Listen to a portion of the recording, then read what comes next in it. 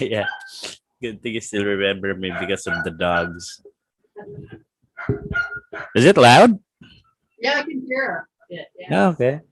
Yeah.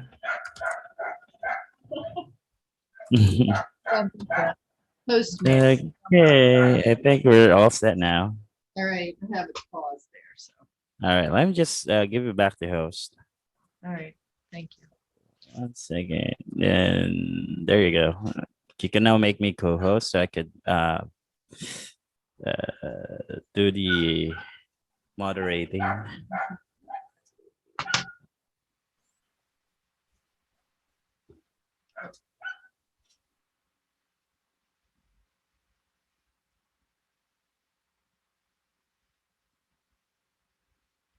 There you go.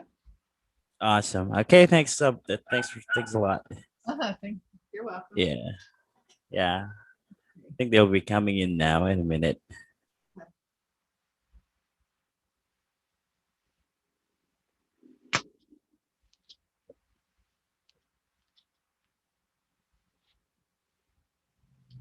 Can you see everything okay?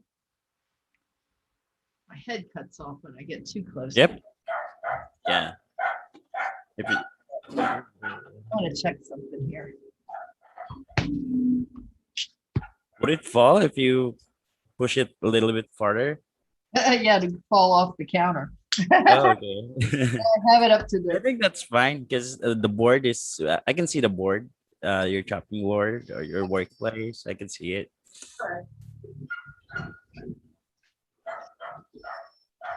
Hello, hi Linda. Hello, welcome. Hi Carolyn.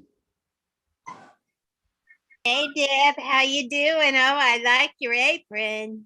Thank you. Kind of new. It's one of those you can wipe down. I thought I needed that. Oh, Yeah. okay. I haven't heard of those. What is it? Some kind of vinyl or plastic? Yeah, but it's a little bit nicer. It's not really plastic feeling. Yeah, It's nice. and it matches your T-shirt. How about that?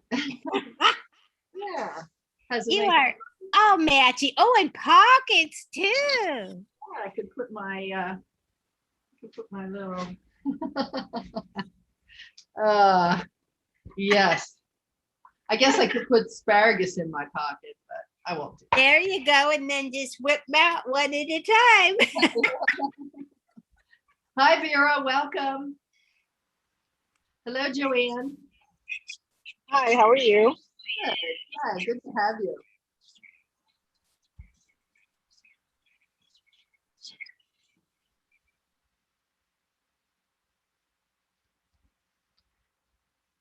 It's gonna be hot as heck in California today. Is So it? I almost debated whether I should check and see if you had one at a later week, later time. But I said, well, nah.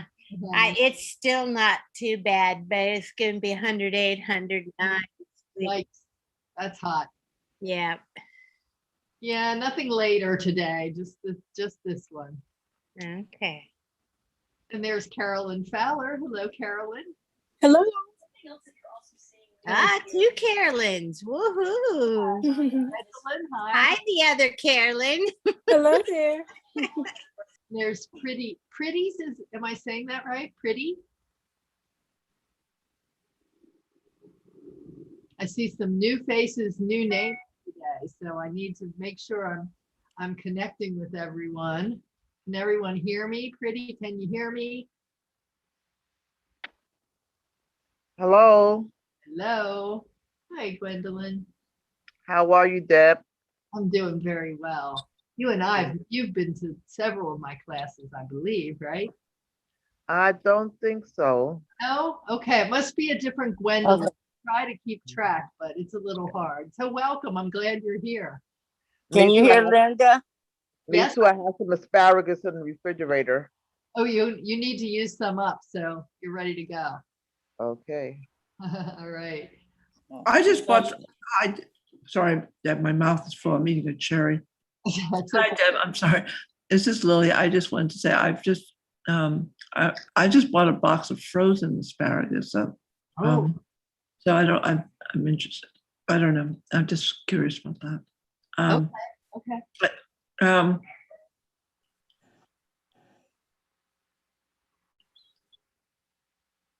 yeah, I'm curious. No, I'm just curious to see how well that'll mimic fresh asparagus. Yeah, it'll be good. And we have a couple recipes. I have a couple recipes to share with you that should go okay with a frozen asparagus. I have a sauce I want to share with you that will make that really tasty, I think. Oh, Like it. like a Baroness sauce. No, I did not include Oh, that. no. Something different. Yeah. No, it's very nice today. Hi, Okay. Thank you. Harold. Hi, Lynn. How are you? How's everything? Very well, thank you. Good to have you. Thank you. Who's new here with me today besides Gwendolyn? What happened to Gwendolyn? I'm here. You Linda are. Oh, is there you here. are. Okay. Can you hear Linda? Uh-huh. Linda, are you new? Yes, I am. My classes? Okay, well, I'm glad you joined today. I hope this will be the first of many of my classes that you take. Yeah, me too. I love asparagus, but I only know one way to prepare it. Okay, well, I've Well, got take several. all her classes because you're in for a treat. Aw, Okay. so nice of you, Carolyn, to say that. Okay, I'm trying to give Belinda a minute to get in here. She seems to be having a little bit of trouble with her audio. But we're going to go ahead and I'm going to share my screen so we can get started and then she'll jump in as she can.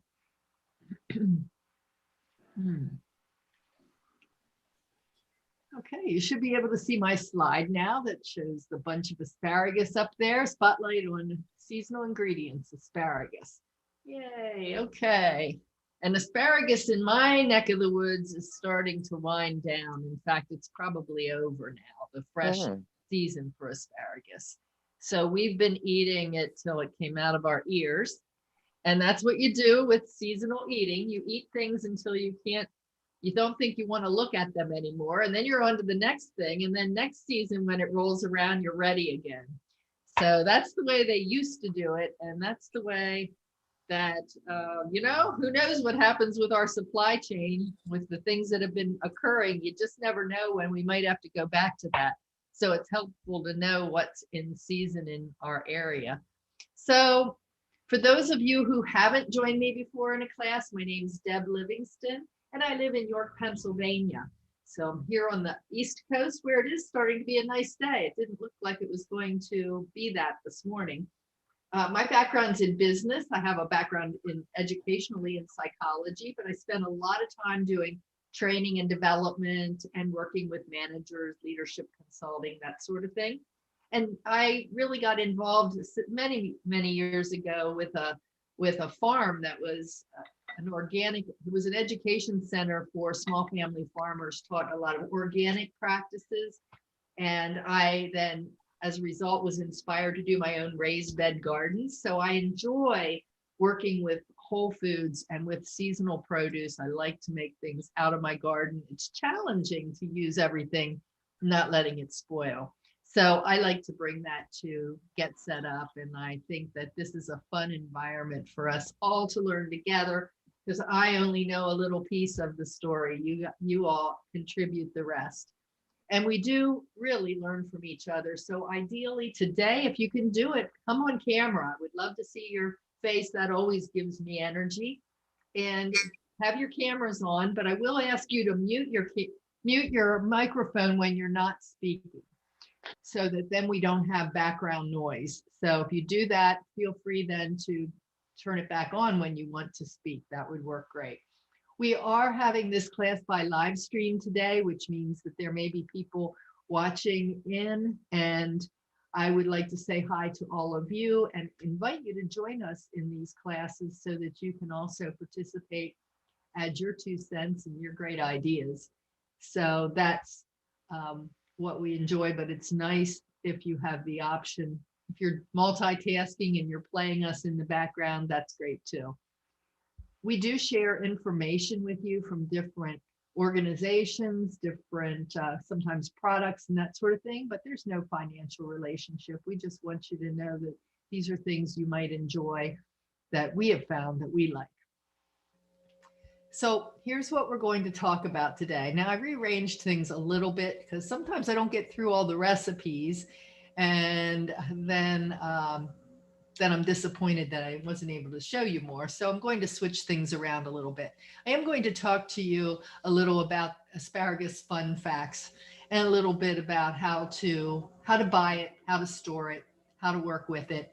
And with the time that remains after we talk about cooking with asparagus and some recipes and ideas, we'll take a look at nutritional benefits and how it's grown and harvested. I'm just doing this for the first time today, shifting things around a little, so we'll see how that goes. So I already have heard, was that you? Who was that? Was that Linda? Who said that they only know one way to cook asparagus right now? Somebody said they just have one way to prepare it. But I would invite you to tell me what's your favorite way of eating asparagus right now, or how do you normally prepare it? You can just unmute yourself and let me know. I usually season mine and saute it on top of the stove with some olive oil. Okay. And then sometime I roast it with Okay. garlic. With garlic. That sounds good. And you mentioned when you do it in a pan, you season it. I'm going to turn my oven on. Almost forgot about that. Need that oven on. What else do you use as seasonings on your asparagus, Gwendolyn? Well, I have a lot of seasonings that I use. I use a salt-free seasoning that I get from Costco's. I use maybe some, and I like to put, I have some garlic butter that I made, and I put the garlic butter on it, and that's good enough for me, because I don't use much salt. Okay, sounds delicious. Yeah, I have this recipe today for a sauce. Now it does have a little bit of sodium in it, but it is it's very delicious too. So another way of seasoning it. Who else wants to share how they like to eat asparagus now? My mom just steamed it, but I think that's probably the most boring way to do it. Well, there's two ways of looking at that. One is that it's so delicious on its own with just a little bit of butter that steaming it really keeps that, when it's fresh, it really keeps the freshness forward and doesn't get lost in all kinds of other ingredients. But at the same time, if that's the only way you eat it, you might get a little tired of it. So I will share some recipes to broaden that a little bit, because lots of times we only eat it as a side dish too. So let's see if we can't find some other ways to eat it. So I thought you might appreciate some fun facts about asparagus. The first is that when you grow asparagus, has anybody ever grown it? Yeah, I did once. Yep. So it took a while for you to get a harvest, didn't it? Yeah, it did.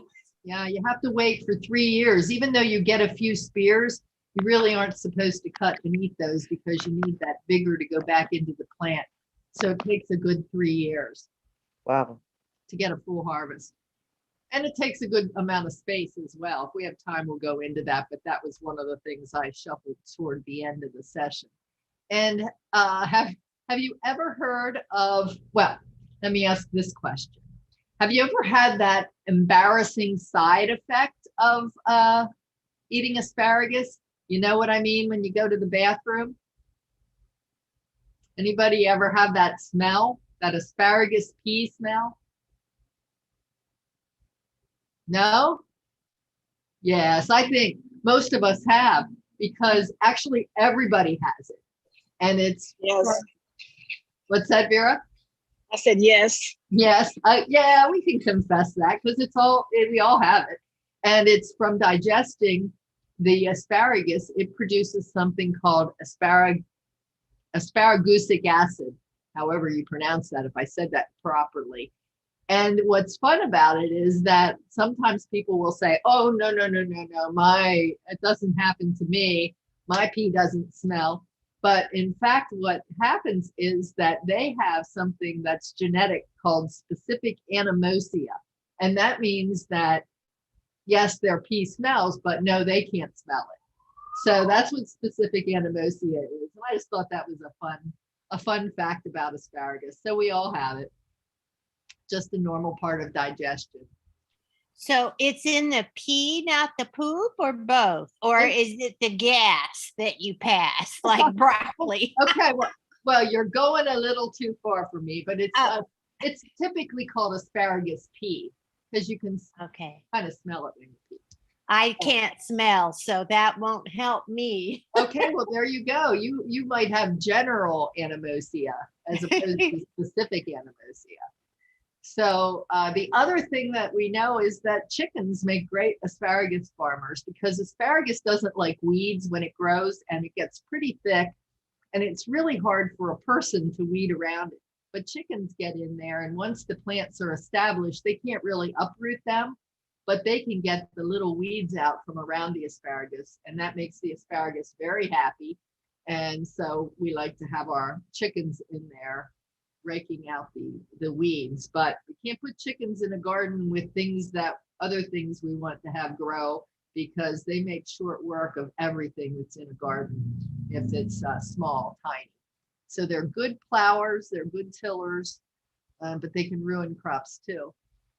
China outproduces all other countries by far when it comes to asparagus. They raise over 57,000 hectares of asparagus. And by comparison, the United States is fifth in line and raises 22,000. So China by far raises the most asparagus. And I don't know if you probably have never heard this phrase before, but this is a Latin phrase and it translates into faster than you can cook asparagus. And it's attributable to Caesar Augustus. And it was something that he would say when he wanted things to get done, faster than it takes to cook asparagus. So I just thought that would be a little fun fact about asparagus. And it really was a cultivated crop way, way back. It was something that was enjoyed way back in the early Roman days in BC. Okay, so there's 3 types of asparagus, and a lot of us have had the green asparagus, I'm sure. What about purple? Anybody ever have purple asparagus? So purple asparagus doesn't really taste so different, but it is a different cultivar. So it's something that's raised. It's the seeds are of a purple type that grows that way, and it is colored purple because it has this anthocyanin, which is the same antioxidant, the same color that colors blueberries. So that's where it comes from. The white asparagus is not a specific cultivar or a specific variety of asparagus. Instead, it is either of these asparagus that are grown in the absence of sunlight. So they're it's very work intensive, and it's oftentimes sold in restaurants as a delicacy because it takes a lot. I'm just going to show you a very short little video about white asparagus here.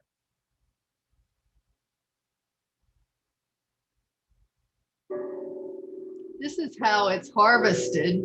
And what happened with this asparagus was that like 2 weeks ago, this chef went out into his raised bed and he saw a little tip of asparagus coming up. And so he covered it with dirt.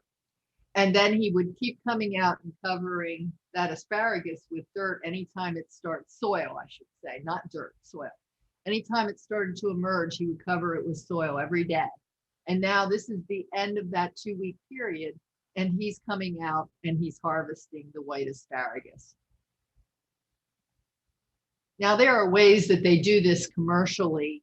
They do it in large fields, and then they cover with a plastic that doesn't let any sunlight in. And this, for some reason, is a more fibrous asparagus. It sort of seems unusual to me. I would think it would be more tender, but it's less tender. And so they shave the outside off, peel it a little bit. He's just steaming it there. And it typically just gets served very, very with a nice sauce, but just to showcase the asparagus itself. Have you ever eaten white asparagus? Anybody? Nope. No, I but it I looks I kind of have. boring. You have? Who has said they have? Lily, I have, but I don't. I don't remember much about it, but I did. Okay. All right. Yeah, it's kind of an interesting thing and a little bit of a delicacy. And so see it a lot in European restaurants. Right. I think I had it in Europe. Did somebody else have something to say about that?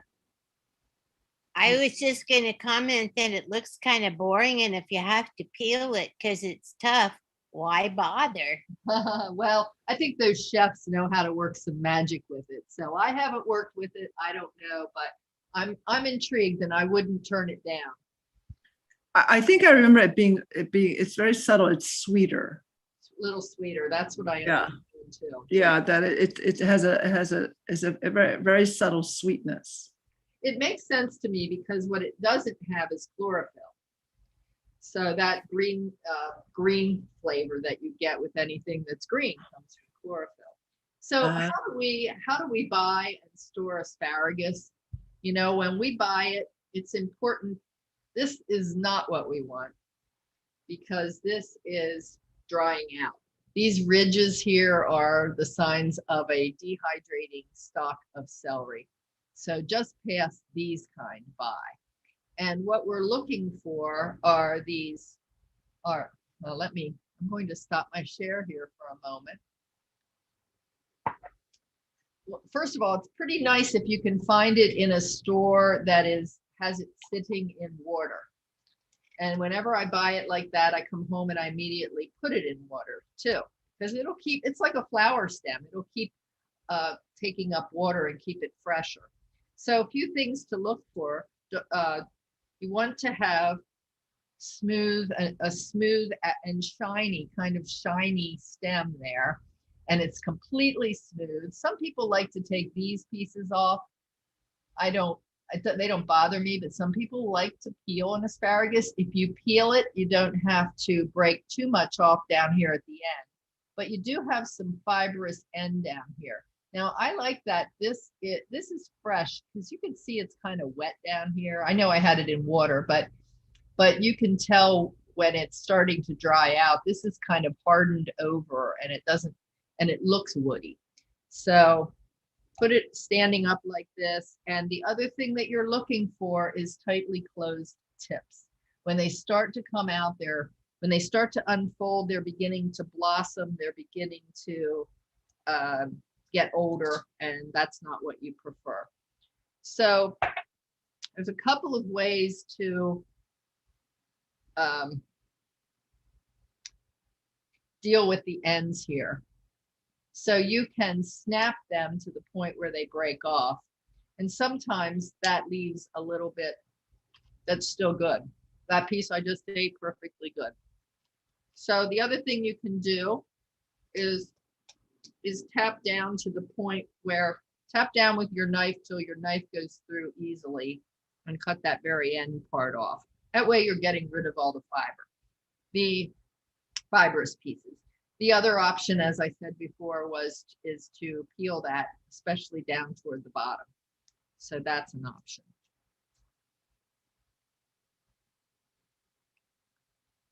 So preparing and cooking. Say again what you do with the knife. You just tap down on it until it goes through? Yeah, I just take it along. I don't know if you can see this. Yeah, I can. Okay, so I just take my knife and go like down until it reaches a point where it easily goes into the stem. Okay. And that's when it's starting to get softer. Does that make sense? Yeah. It's not a perfect science, believe me. But that's a way to maybe get less, to get rid of less of it. Oh, now where did I put the ones I just did? Oh my goodness. Okay, so let me go back here and share my screen.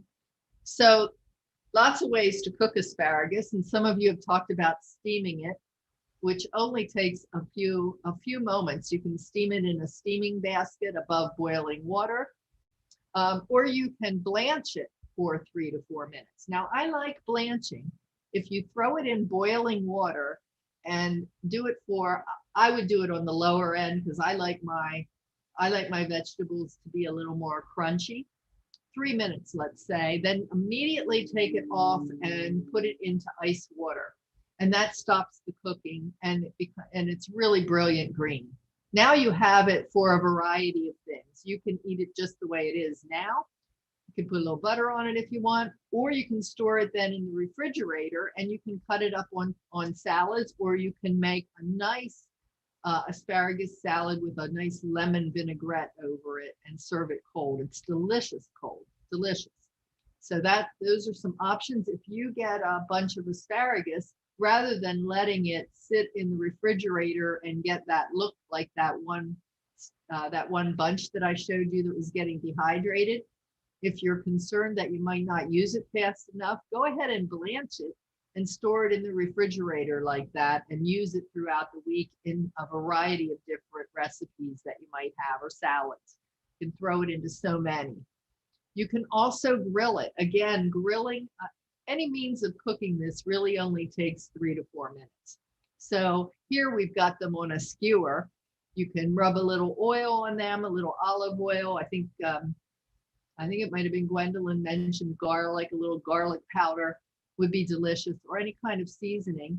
And then I wouldn't use a dried herb on the grill, that'll burn probably, but you could season it with the oil and a little garlic powder, and then just put it on the grill or in a grill pan, flip it after 2 minutes to the other side, and in 3 to 4 minutes it's finished.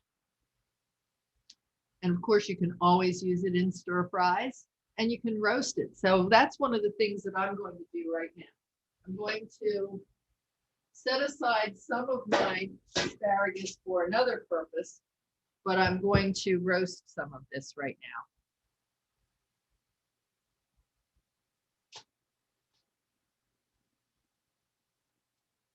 And now I really don't remember, but since only I am eating this, I'm not going to worry about those ends.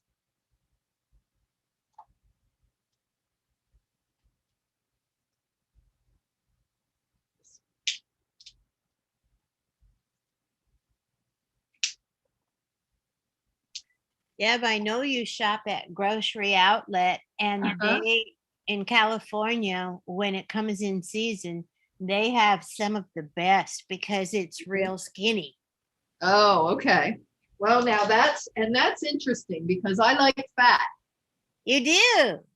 I like the fat asparagus, and I think it just depends on how you're planning to eat it and if you're getting it fresh. So some of the most tender asparagus I've had is the fat The asparagus. fatter stuff. And Okay. I mean, I like both of them, but the skinny will also dehydrate faster. So if you can get Okay. skinny, I'm going to show you. Actually, I'm going to take some of these skinny ones out because I want to show you what I'll do with those.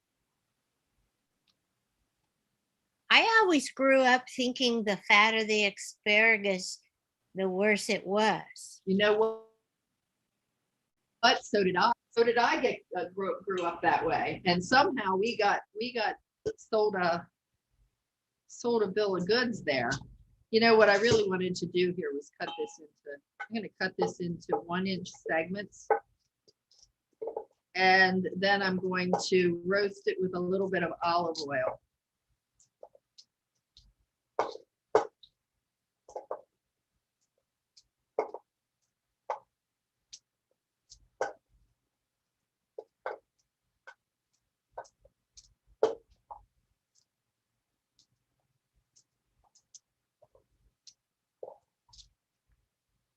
You can see me, right, in the kitchen here.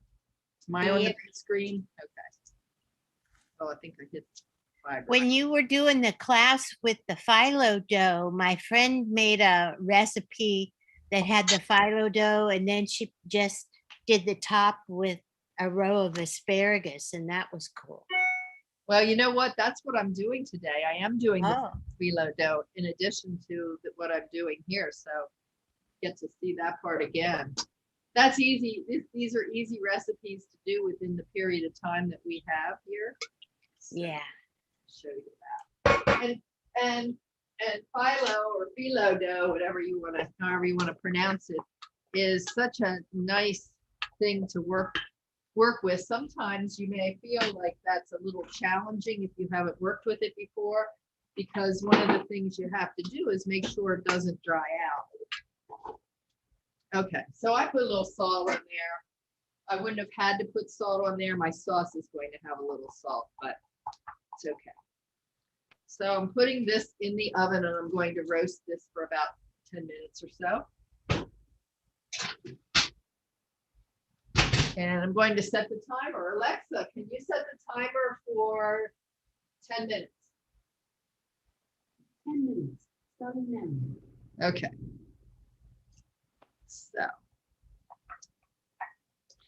So let's take a look at phyllo dough. I'll share my screen. I just want to go through the recipes I am going to share with you today so that you have an overview. We're going to take a look at these appetizer recipes that you can make very simply and easily using phyllo dough or using prosciutto. Prosciutto is an Italian, very thinly sliced ham. It looks like this. Comes with individual sheets so that it's paper thin. You can pick it up and roll it. This is very nice. And it, as I said, makes a great appetizer, but it also makes a really nice light lunch. If you had a couple of these or a couple of these and a cup of soup, you would be ready to go.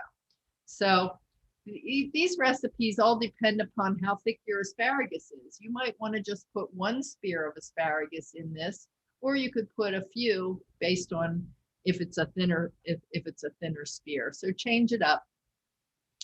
Here's a couple of other recipes that I'll show you or send your way. I won't demonstrate them, but a pan steamed asparagus where you just steam it right in the pan with a little water with shallots and herbs. So that's another delicious way to dress up a basic steamed asparagus.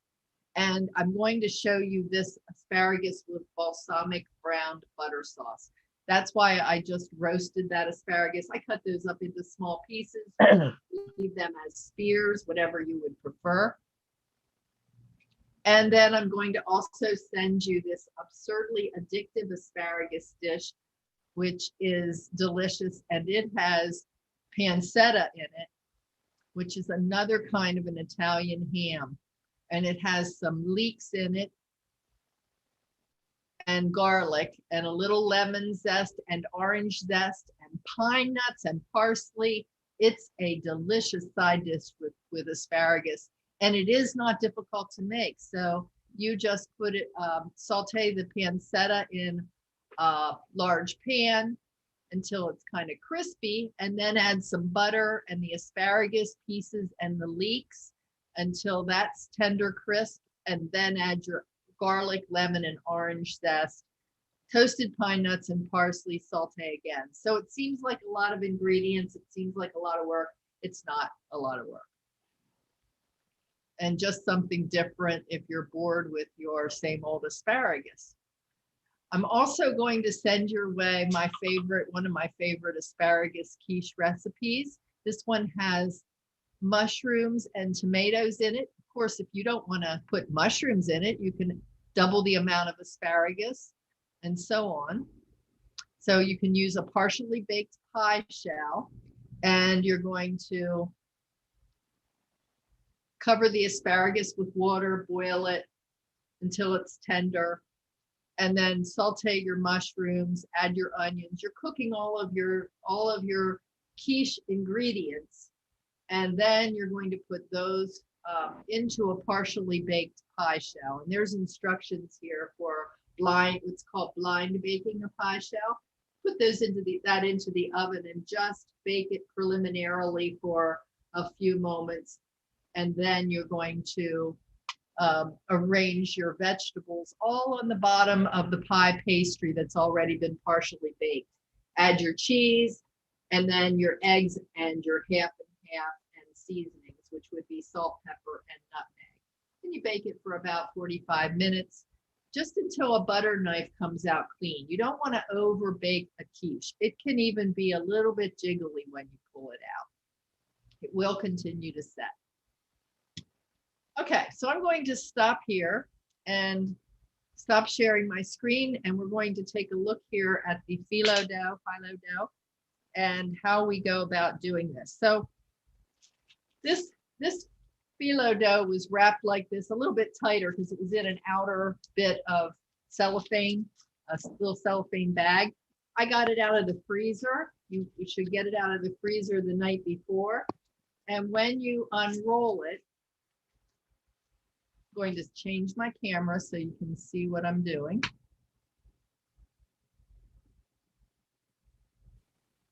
Okay. You can see that pretty well, right? Yep. You're unrolling that. And I'm just going to hold it up. You can see that this is a lot of sheets of phyllo dough. And it's already, I can feel it starting to dry. So this is how we're going to keep this covered the whole time.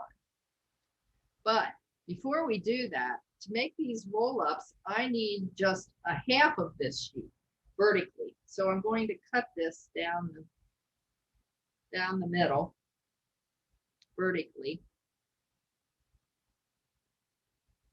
And then I'm going to roll that other part up a while. Deb, was the towel that you covered it with, was it damp? Yep. Okay. Both of my towels are damp, one underneath and one on top. And so, boy, that was so, uh-oh. I shouldn't have done that. All right, I need another knife. Apparently my knife is a little too long. Well, now you've showed us what we can expect. Yes, right. You never know. So, but here's the other thing about phyllo dough is that it's delicate and it might tear, but it's also very resilient in that you can patch it up and you'll never know. So I'm going to just sit that aside for the time being until I get this cut. Why did I pick that up? That was silly. Okay. So there's some others of it. I'm going to flop that over for now and just cut the rest of this so we have it cut. The best thing here would have been to have my cutting board out. All right. So I'm just going to roll this right back up again and put it back in the refrigerator. Keep it damp. Could you use a pizza cutter to cut it? You could. Yes, you certainly could. And a cutting board would have made this different. This is a silicone mat, and it just was too soft. So that was my poor planning. That was something that you won't do when you do it. So. Oh, you don't know what we can do when we do it. Well, I'm expecting the best here. So here we go. I'm just going to put a few of these pieces out that I have kind of crumpled up over here. And I'm going to purposely take this one that looks really kind of mangled up, just to show you that you do not have to throw this away just because it looks a little less than perfect.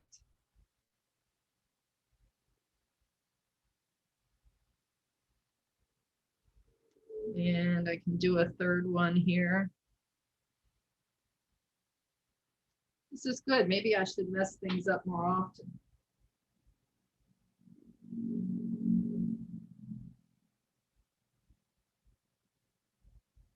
Okay, let's start here. Let me cover my Cover my other pieces back up again. And what we're going to do here is just take a little bit of butter.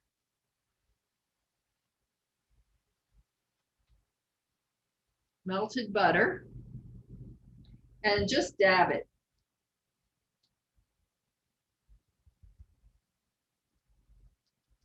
Doesn't have to cover it entirely. You're just dabbing butter here and there. And I like to do it across and just tap. You see how if you try to paint it on, like you're dragging it across the dough, it's going to pick up and tear for you. So just really light tapping. And my butter is starting to harden up again. Had it melted before class here. All right, so that's that. And now I'm going to take some grated Parmesan and just sprinkle that onto my phyllo dough.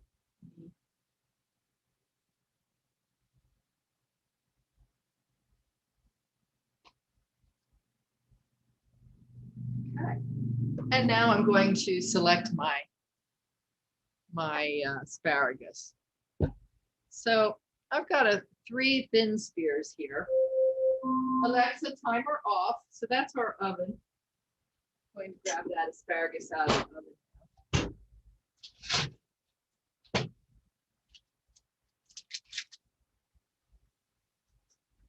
Nice and green, pretty color.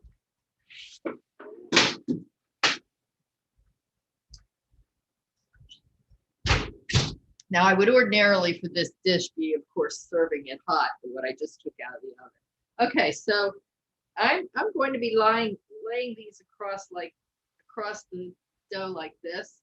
So I might not want these to be quite so long, in which case I'd snap some of this off and use it for another purpose. And I'm just going to lay these here and then do a roll up. And this phyllo dough rolls really nicely, super easy.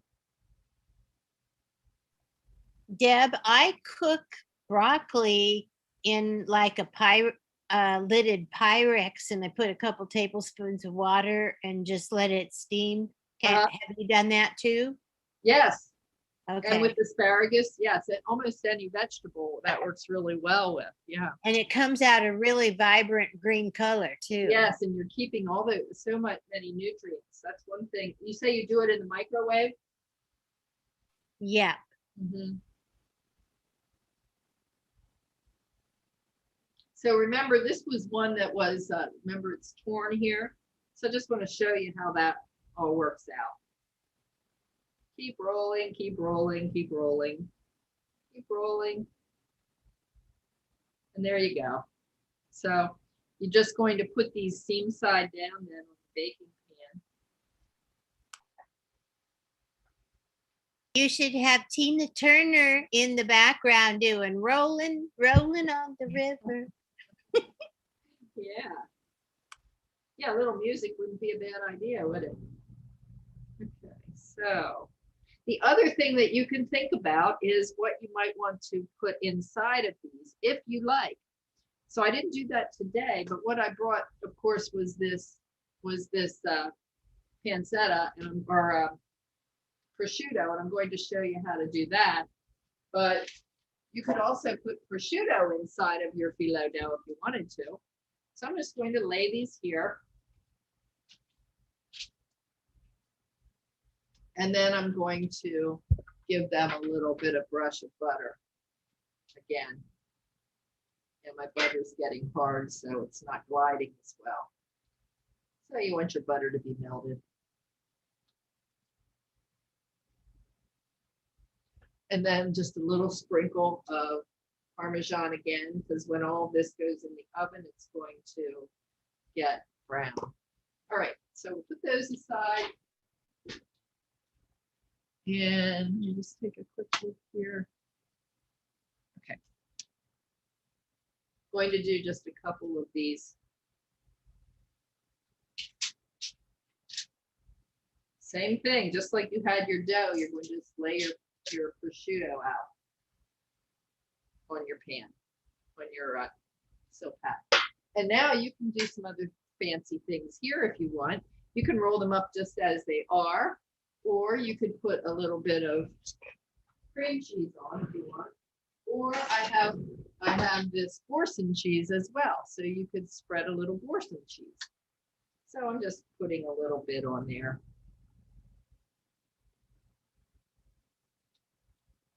For that one.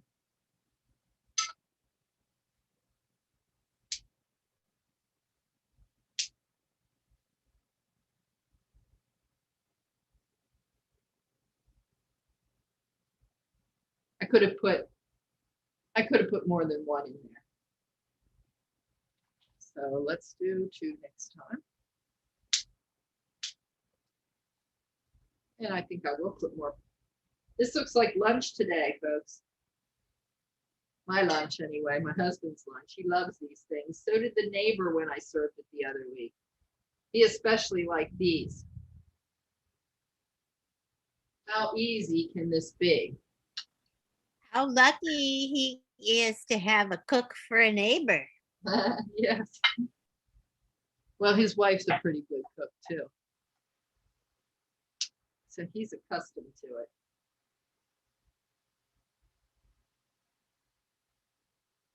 So we're going to pop those into the oven. We'll see how they do. Hopefully they'll get done before we're finished this class.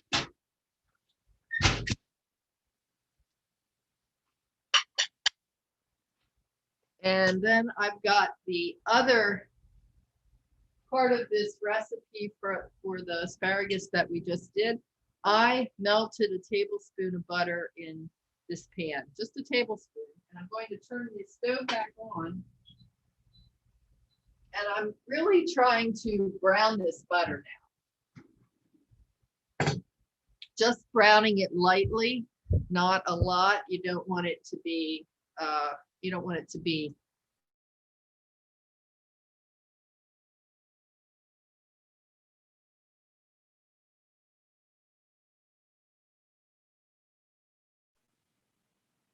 Lost your sound. I think the video froze. Yes, I think it did.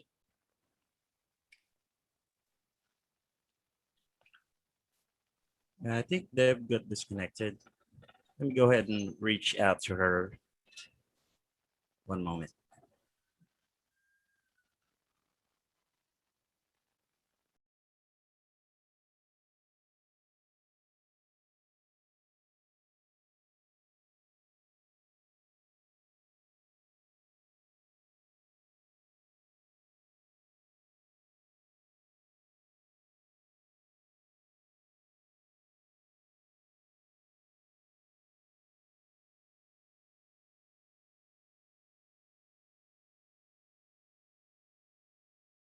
Yeah, I got disconnected. She got disconnected.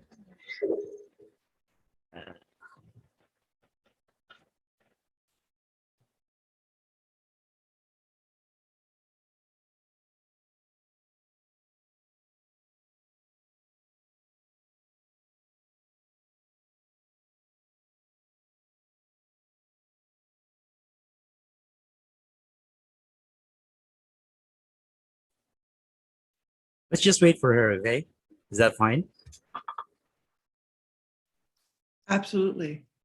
All right, thanks. Yes, thank you, Lester, for your help. I'm the Not a lady problem. that had Lester as an uncle. Oh, yeah?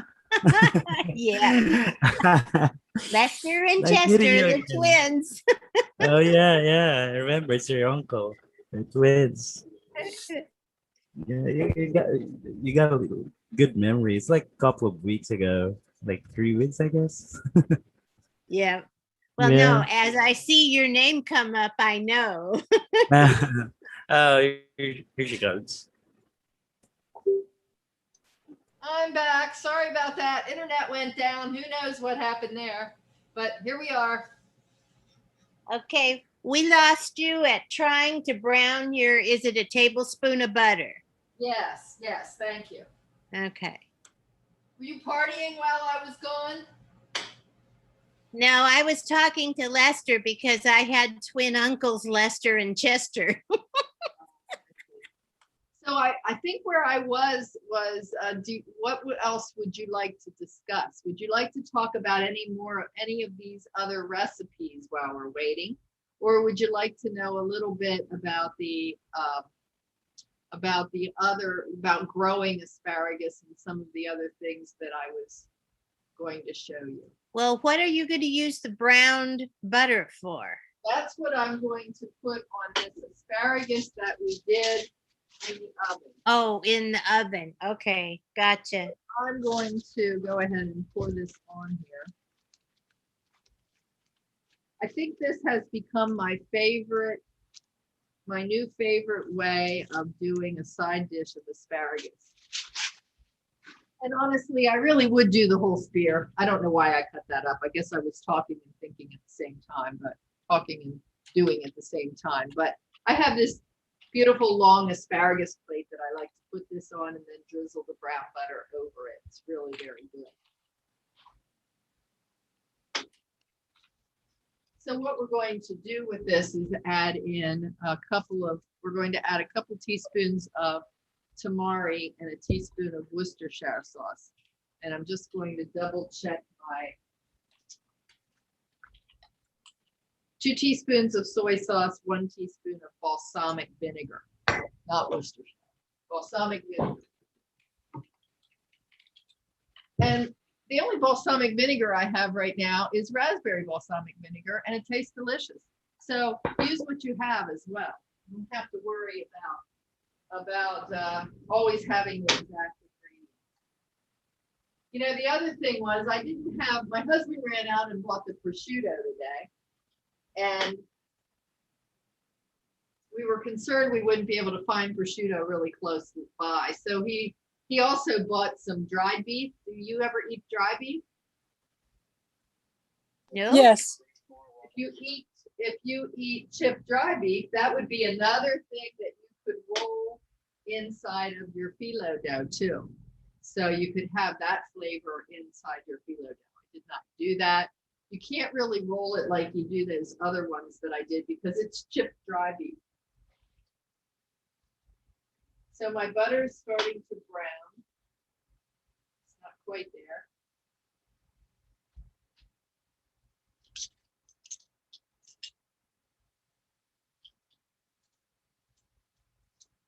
And what we're going to do is just take it right off the stove and stir these other ingredients in.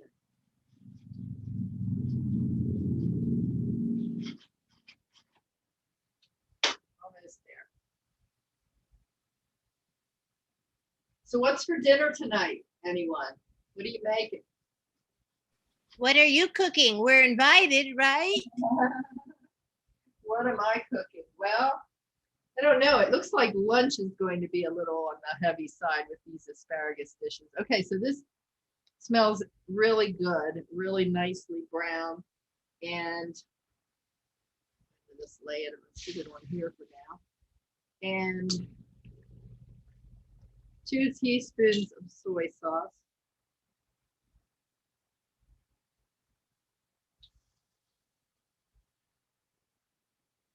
And I use tamari, which is gluten-free. If you have gluten sensitivities, that's a nice alternative. And now a teaspoon of the balsamic vinegar.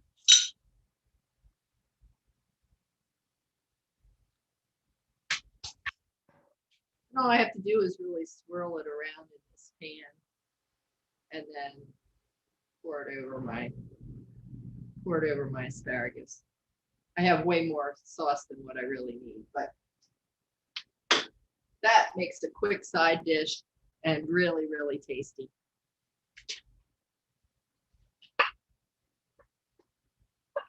Okay, what thoughts do you have?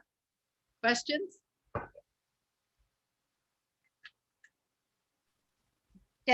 I assume the sauce doesn't make the asparagus mushy. No, it does not make it mushy. It does not make it mushy at all. And I'm going to have to try. I want to see how it tastes right now because it's the asparagus is room temperature. They're really good. think you'll like it. All right. The dish that I usually make is I roast my asparagus in the oven with a little butter and little salt and pepper, and then I sprinkle Parmesan cheese on it Yeah, and a little garlic. And that's the way my family likes it. that sounds really good. So say that. So you do the butter. How do you put melted butter over it and roast it with the melted butter?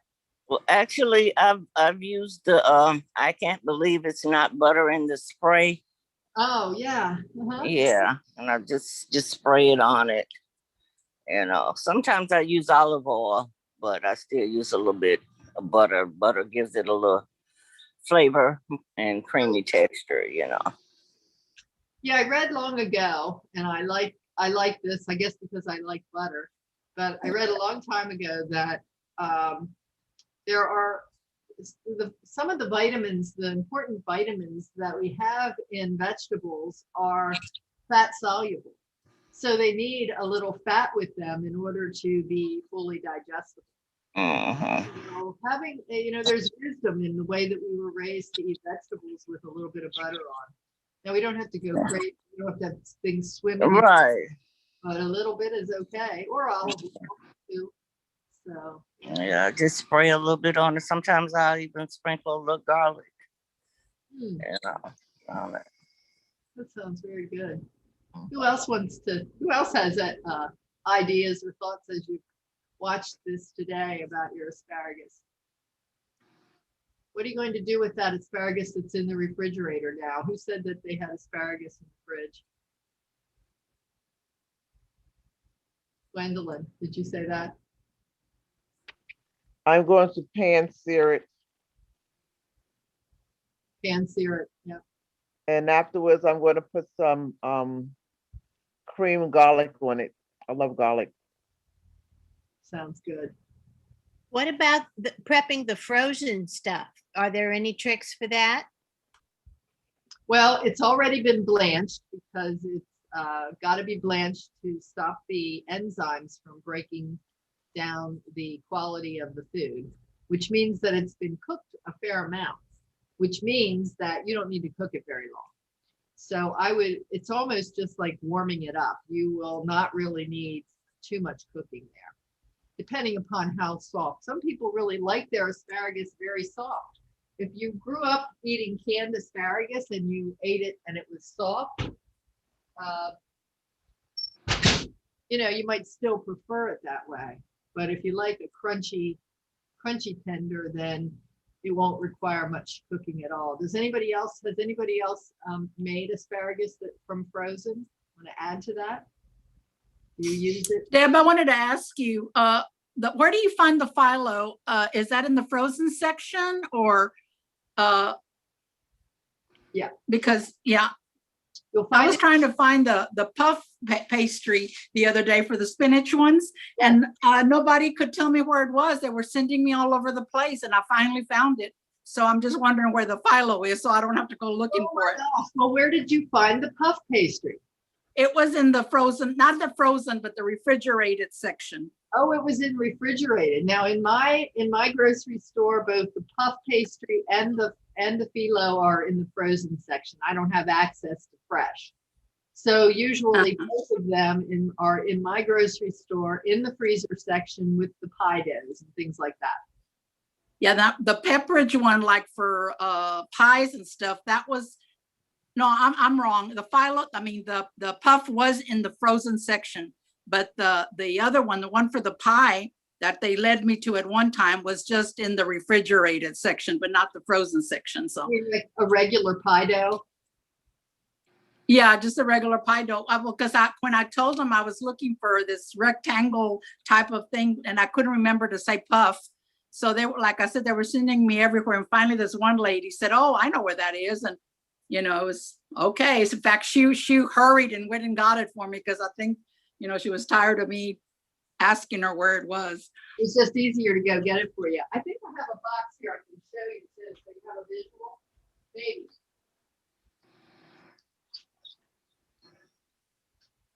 So the phyllo dough, is it Pepperidge Farm or what, So this was the brand of phyllo. oh, okay. But it's in a long box like that. Uh-huh. It's 2 rolls in it. I had one, this was left over. And by the way, I made a lot of roll-ups with 2 of these. I've still got quite a bit left.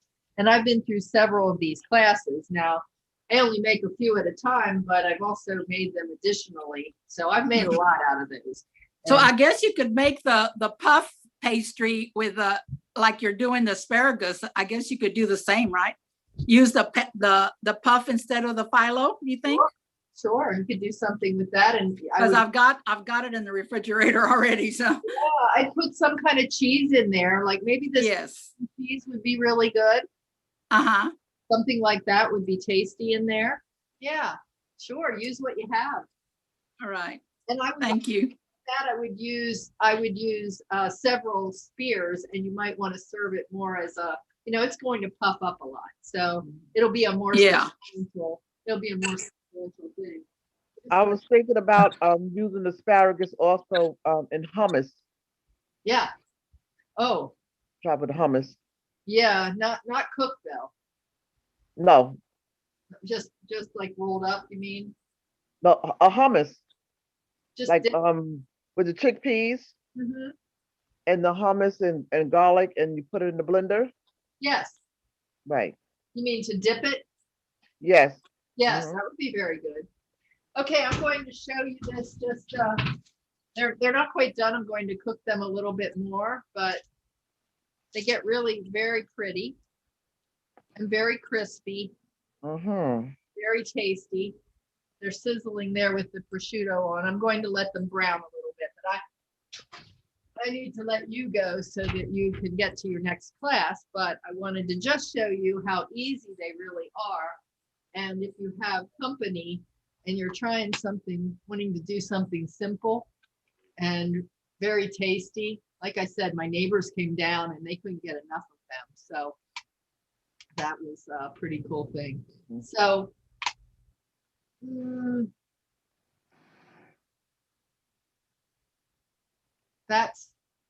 I'm just going to share my slide just for the ending part. Okay. Thank you for the class. You're welcome. Thank you for coming and Yeah, thank you.